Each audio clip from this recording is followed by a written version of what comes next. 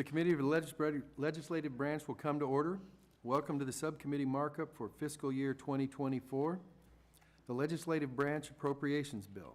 I'd like to welcome Ranking Member DeLauro and Ranking Member Espaillat. Thank you for coming. I would also like to welcome the Chairwoman of the Appropriations Committee from Texas, Mrs. Granger.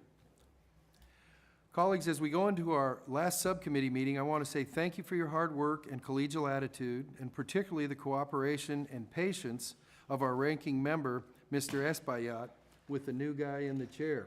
I appreciate your willingness to work with the handicapped, sir. I also want to thank the subcommittee staff on both sides, from the majority, Michelle Reinschuttle and Jackie Ripke, and from the minority, Faye Cobb and Raquel Spencer. Hi, Faye. I am pleased to introduce the fiscal year 2024 Legislative Branch Appropriations Bill, which provides $5.313 billion, a 4.5% decrease from the fiscal year 2023 enacted House levels.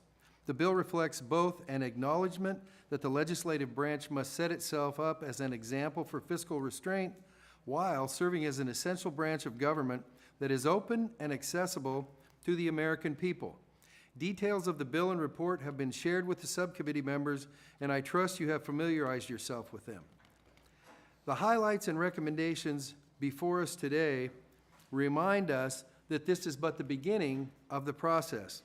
Subcommittee members will know that the bill will evolve as the result of the manager's amendment, amendments adopted in the full committee, and amendments adopted on the floor, as well as the conference process with the United States Senate.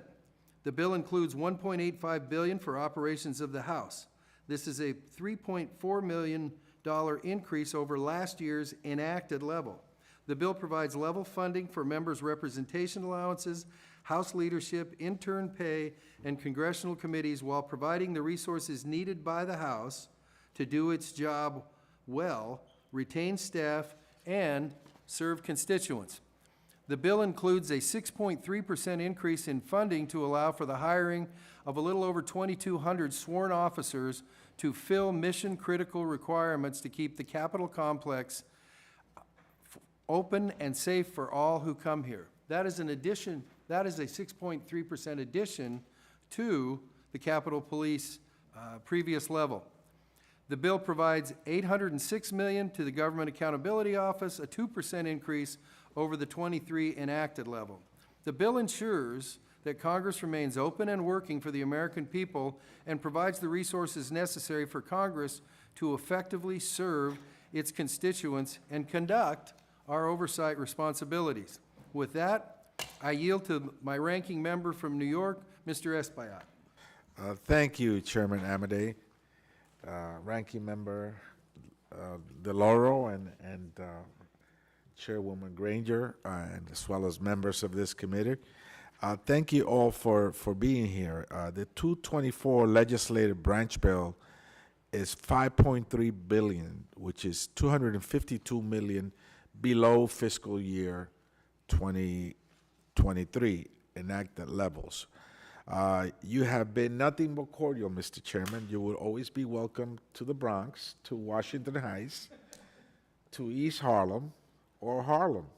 However, you must go back home by subway. And so you have been nothing but collegial and cordial with us this year. However, we saw that in light of these, the recent attacks on two of the congressional staffers in Virginia, this was just a couple of days ago, I am severely disappointed that the bill does not increase security enhancements for our constituents and the staff who serve them. This is critical because our staff must be safe to conduct the business of the people. In addition to that, I am fully convinced that if and when another attack occurs on democracy, it may not necessarily be a racist mob that does it, but through other means. We've seen how other governments have been attacked by drones, and I'm not fully convinced that we are ultimately prepared to keep visitors safe, our staff safe and our colleagues. And so this is a major concern of mine that we must continue to discuss. So considering these events, we must include, I believe, additional resources for the Sergeant at Arms District Office Security Program and expand its scope so that the members can use this program for more than just one district office. Many of us have, as myself as well, have more than one district office, and they're equally, one of my offices is a storefront office, which is right on the ground, right on the sidewalk, fully accessible to people from anywhere. The other one, it's in Harlem, it's in a state office building. That one has a little bit more security to it, but some of us have 2 and 3 offices, and they're wide open, and we must provide the kind of help and security that they deserve so that ugly incidents like the ones that occurred in Virginia this past couple of days do not occur again. So I also want to express my profound concern that this bill does nothing to provide DACA recipients with work eligibility. They're already with us. They already are our interns and fellows, and there's no reason why they should not also be part of our staff. The bill also has made it an intent to stop diversity, and diversity is so important because our country is diverse, and government should be a reflection of its people. Imagine a government without women, without one woman. Ms. Granger, I'm sure you will not be happy about that, nor will Ms. DeLauro. Imagine government without even regional diversity, someone from the South, from the West, from the East, the North. That would be horrible. That would not be a representative government. Imagine a government that does not include African Americans or Latinos que hablan español. Imagine that. I think that will weaken our democracy, Ranking Member DeLauro, in a way that it may even cripple government. And so we must start and lead by example and ensure that the diversity is right here at home. And this bill does not include any efforts to ensure that that happens. So I hope, Chairman, that we can work closer on that. With that said, I think that also there's the staff have chosen to attempt to unionize, and those that wish to do so should have that opportunity. We should not engage in union busting right here in the halls of Congress. With that said, I must recognize that House Republicans have pledged to cut non-defense programs that families depend on to survive by $142 billion. And I cannot in good conscience vote to fund this bill without understanding the broader impact that it will have, not just on the proposed cuts, on the recipients of those services, with the 12 appropriations bill, but I may add to the economy, both our local economy and the world economy, because we lead the world's economy. So anything that we do that impacts the U.S. economy will have a ripple effect across the world. And we must be responsible in recognizing that anything we say, in fact, words are powerful, could impact the markets. I saw today how someone said, well, it doesn't matter to default. Well, you know, the markets could react and hurt people in their pockets, and that will have an impact on the rest of the world.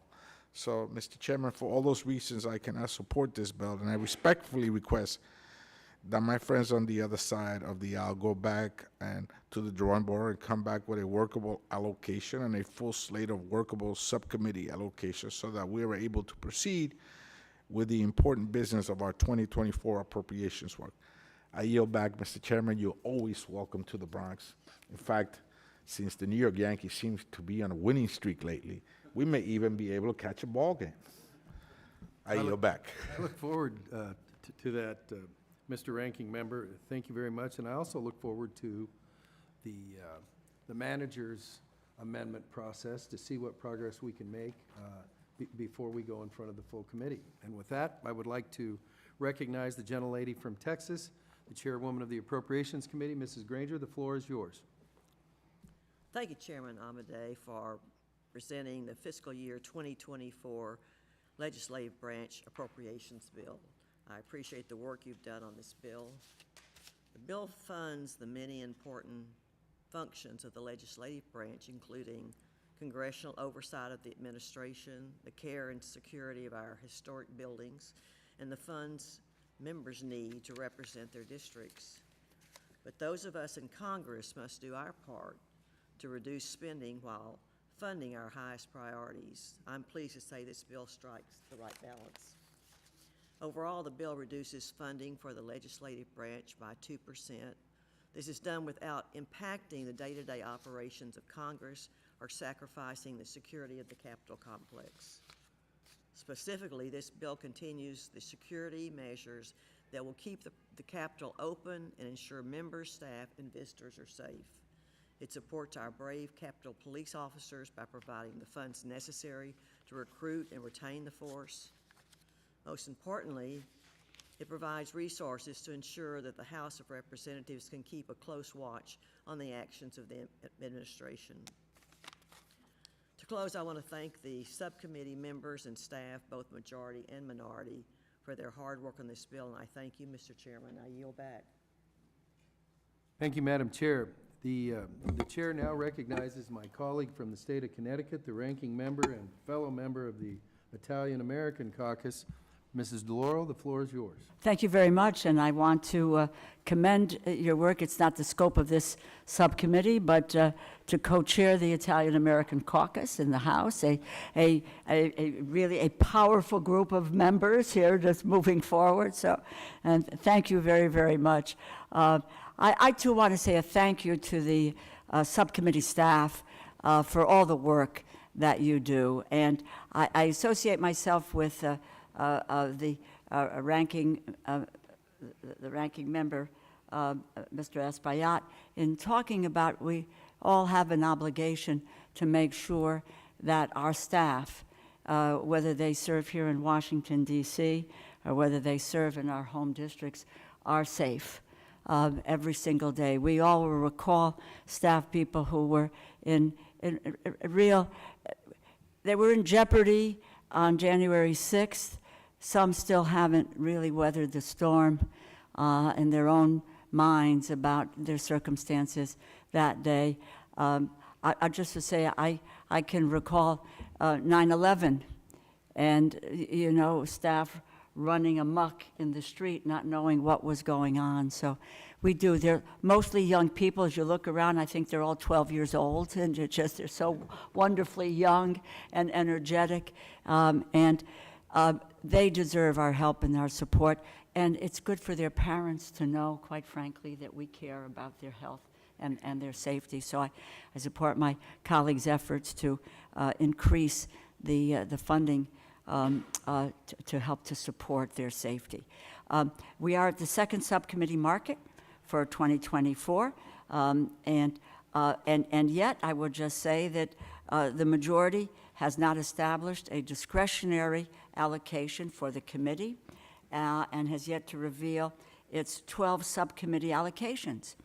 House Republicans appear to be proceeding pursuant to a promise that they made to each other to slash the non-defense programs that our families depend on to survive. Let me emphasize, as my colleague did, the House Republicans have pledged to cut critical programs by $142 billion.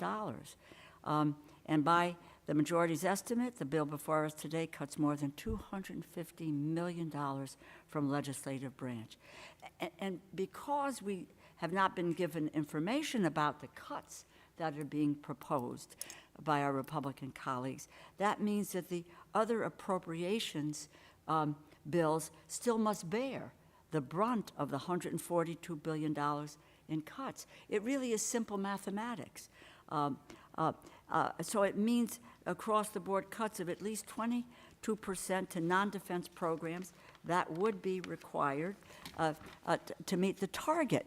And so that will mean that it's going to be much steeper for the bills that they are still holding back. So simply put, my view is that the Republicans' plan is a house of cards. And beyond that, we cannot support bills when we only know the smallest piece of the overall funding proposal. This bill falls short of ensuring we can sustain a strong and well-functioning legislative branch, essential, as we know, to our democracy. It rolls back progress that we've made in recent years. It doesn't fully fund personnel needs as requested for the U.S. Capitol Police.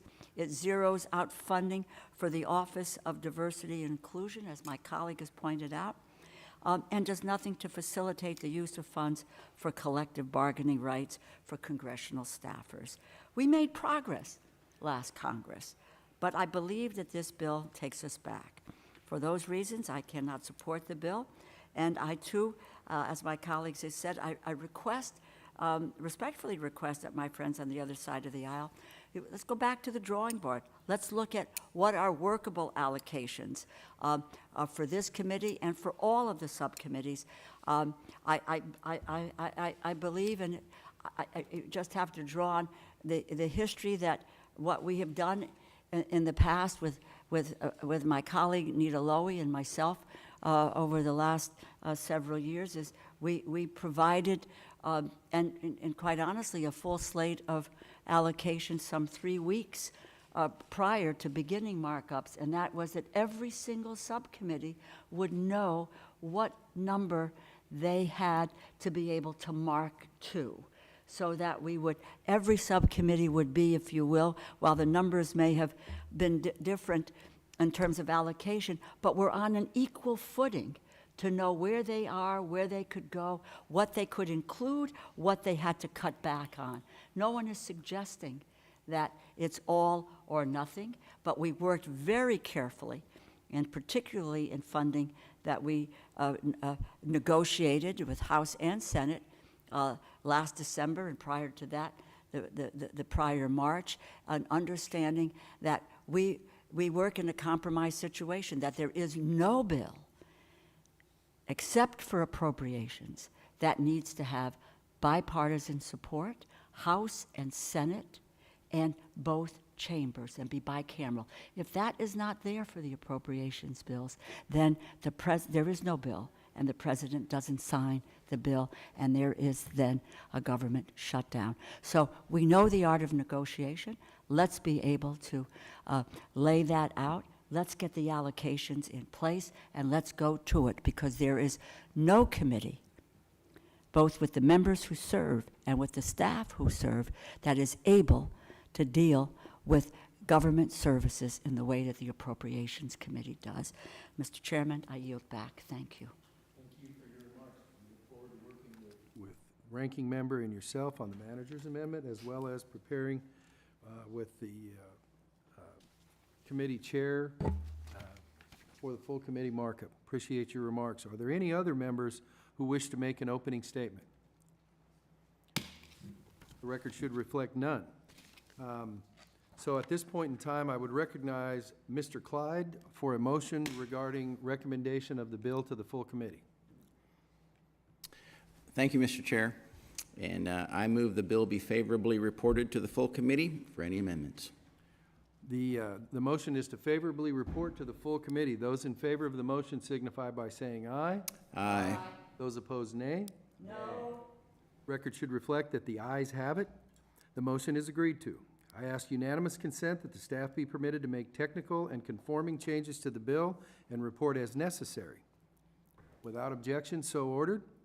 I would also like to remind members to leave copies of the bill and report in the room. In conformance with the applicable committee and House rules, copies of the bill and report with the technical conforming changes will be delivered to all full committee members' offices no later than 3 days before full committee markup is scheduled. Thank you, everyone. This concludes today's markup. The committee now stands adjourned.